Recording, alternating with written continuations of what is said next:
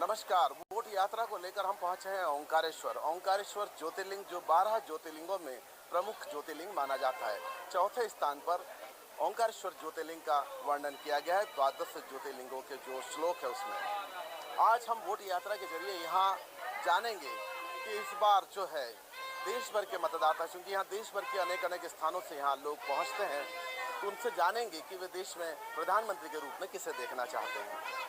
सबसे पहले हम ओंकारेश्वर के वरिष्ठ पत्रकार जो हैं उनसे बात करेंगे।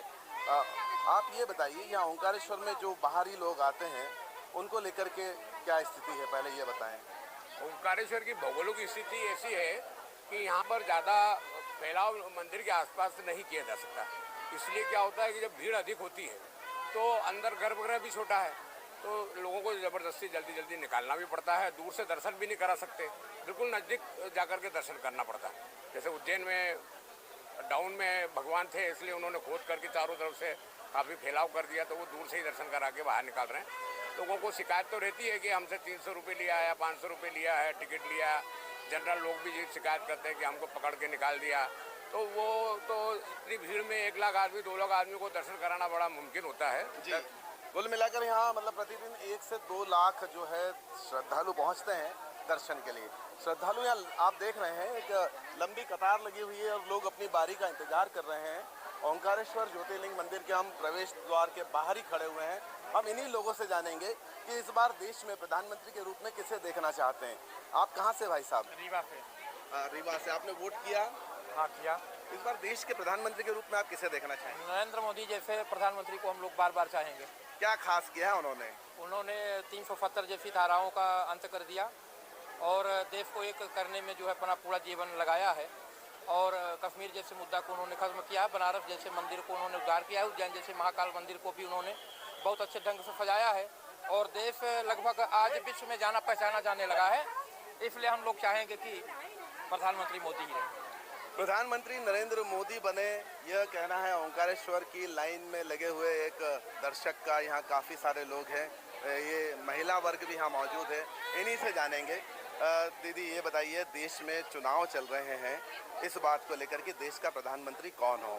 आपके हिसाब से देश का प्रधानमंत्री राहुल गांधी या नरेंद्र मोदी, कौन होना चाहिए? क्यों होना चाहिए?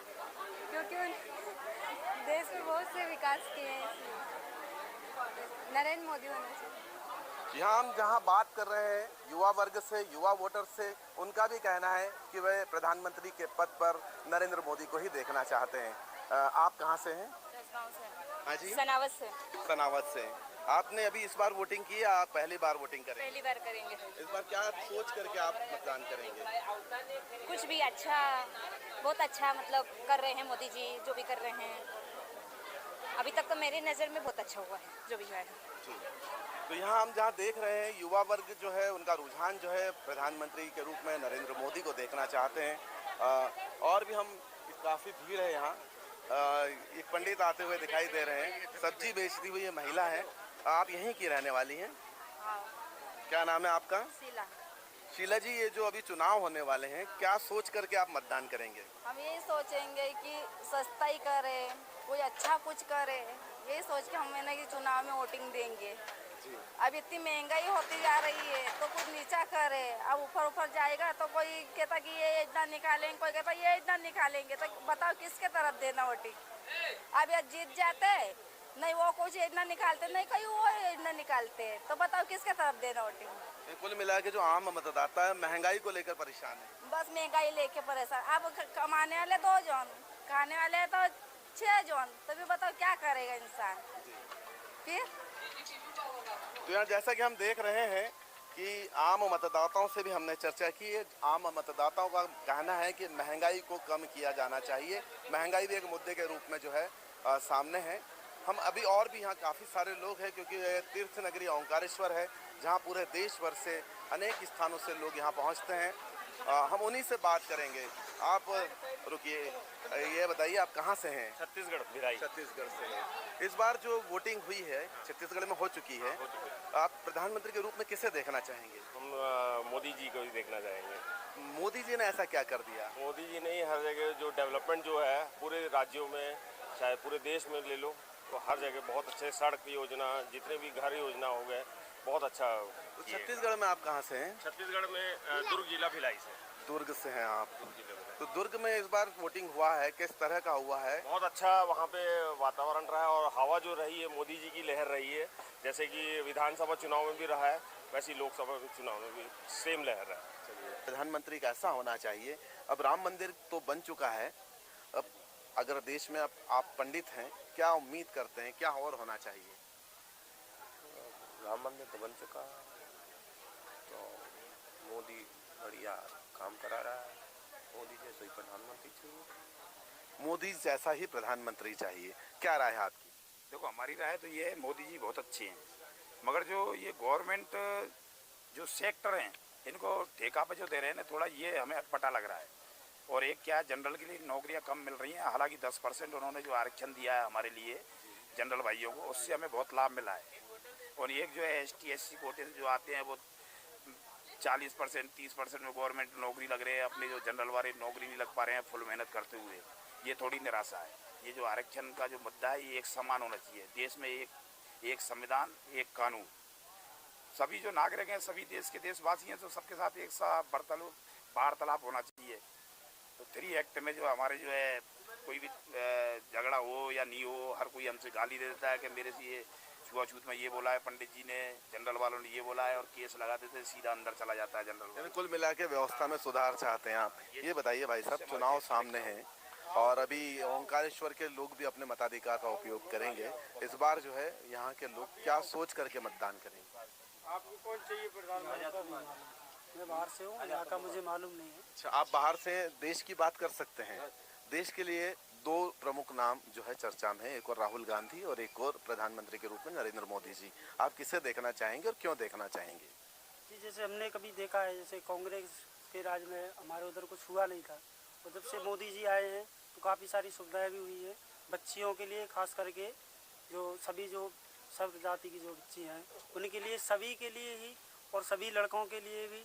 तो हम चाहते हैं कि मोदी जी ही हर बार आए, और इस बार भी, और हर बार बार मोदी जी चाहिए। बार बार मोदी जी चाहते हैं। आप क्या चाहते हैं महाराज जी?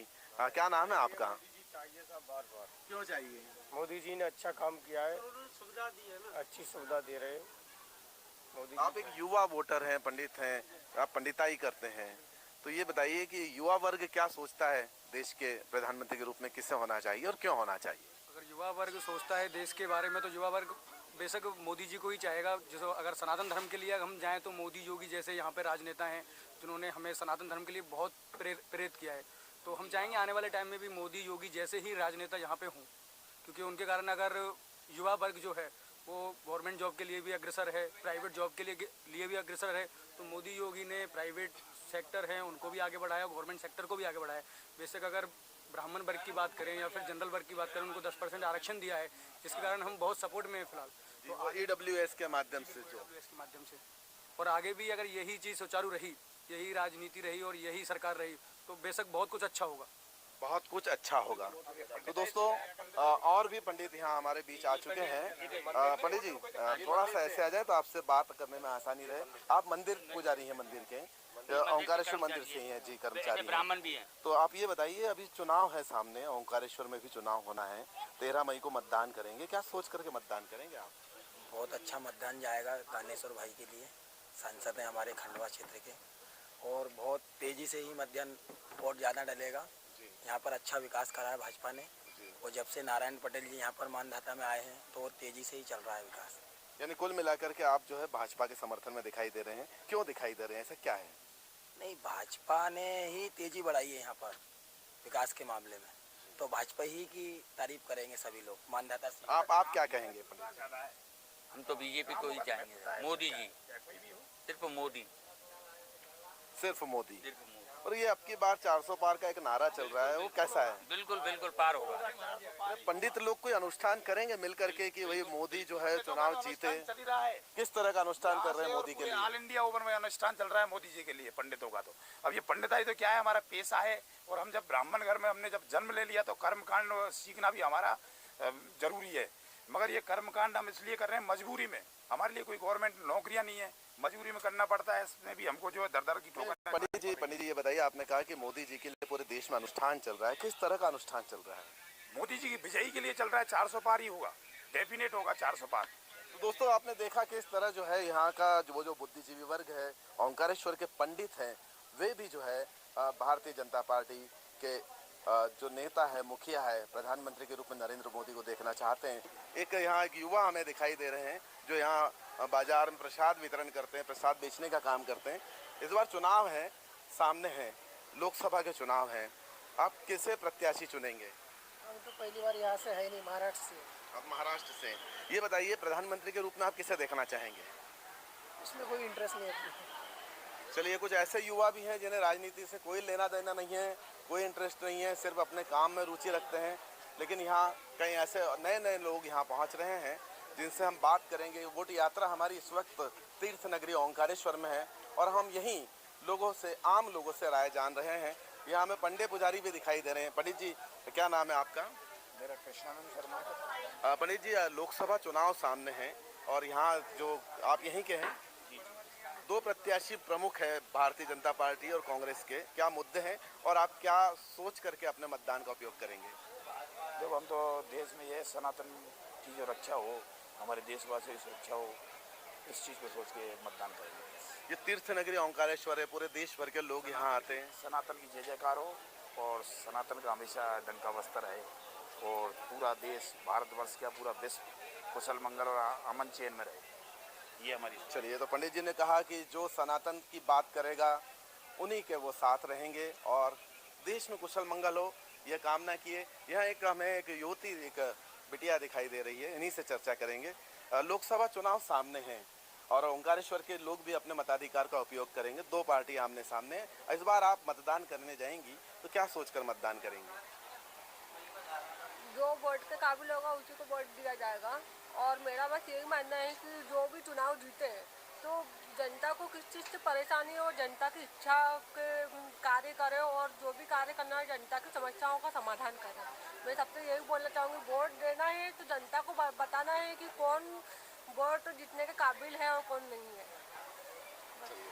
इन्होंने बहुत अच्छी बात की कि जो जनता के हित की बात करेगा जनता उसी का साथ देगी। क्योंकि हम लोग यहाँ अभी वोट यात्रा को लेकर ओंकारेश्वर की गलियों में घूम रहे हैं और यहाँ आने जाने वाले लोगों से चर्चा कर रहे हैं। कई लोग हैं जो दर्शन करके यहाँ आ चुके हैं। महाराष्ट्र के लोग, ज़्यादा रुकिएगा एक मिनट, कहाँ से आप? महाराष्ट्र से है। हाँ। इस बार प्रधानमंत्री के रूप में किसको देखना चाहेंगे? मुख्यमंत्री, प्रधानमंत्री, देश का नेता। हाँ। कौन होना चाहिए? तो क्या बना था, क्या मालूम नहीं, क्या कौन हो, क्या मालूम है? कौन होना चाहिए? एक और राहुल गांधी है, दूसरी और नरेंद्र मोदी है। क्या मालूम नहीं, मराठी जमता है, हिंदी नहीं आता है। चलिए, यहाँ देश के अनेक कोने से लोग पहुँच रहे हैं।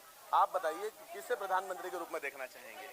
गांधी घराने का होगा। हाँ जी, हाँ, गांधी घराने का होगा। राहुल गांधी को। राहुल गांधी ने ऐसा क्या खास जादू कर दिया? इंदिरा गांधी ने हमको डैम बनाया बड़ा मोटा जी, महाराष्ट्र में डैम बढ़ाया और इतना अच्छा काम किया इंदिरा गांधी ने, इससे अच्छा दूसरे को नहीं किया। उसको महाराष्ट्र में वो आया, कांग्रेस आएगा। तो ये अलग अलग क्षेत्र के अलग अलग मतदाताओं की राय थी। हमने यहाँ ओंकारेश्वर तीर्थ नगरी में जानने की कोशिश की, लोगों ने अपनी अपनी राय बताई है। इसी हम वोट यात्रा को लेकर अब अगले